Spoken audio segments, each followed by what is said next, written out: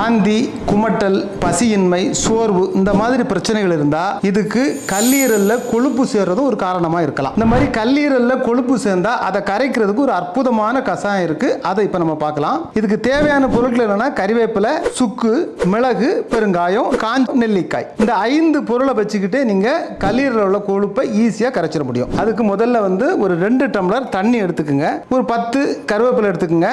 சுக்கு பொடி ஒரு 1/2 டீஸ்பூன், மிளகு 5லேருந்து ஒரு 10 மிளகு எடுத்து அதை லைட்டா இடிச்சுக்குங்க. பெருங்காயம் ஒரு துண்டு, ஒரு 3 நெல்லிக்காய் அளவுக்கு காஞ்ச நெல்லிக்காய் எடுத்துக்கணும். இதை வந்து 2 டம்ளர் தண்ணியில் நல்லா கொதிக்க வைங்க. இது வந்து ஒரு 3/4 டம்ளரை நல்லா வத்தட்டும். வத்தின உடனே இதை வடிகட்டி இளம் சூடாக இருக்கும்போது குடிச்சிங்கன்னா போதும். இதை குடிச்சுக்கிட்டு வந்தீங்கன்னா கல்லீரல் நல்லா செயல்பட ஆரம்பிச்சிடும். அதில் உள்ள கொழுப்பு கொஞ்சம் கொஞ்சமாக கரைய ஆரம்பிச்சிடும். பொதுவாக அந்த உடல் பருமன், சர்க்கரை நோய் உள்ளவங்களுக்கு கல்லீரலில் கொழுப்பு சேரும். அதனால் உடல் பருமன், சர்க்கரை நோய் இருந்தால் நீங்கள் தாராளமாக இந்த கஷாயத்தை வச்சு குடிச்சிட்டு வரலாம்.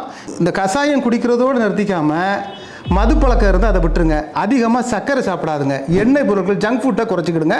ஹெல்த்தாக, ஆரோக்கியமாக நல்லா வாழலாம்.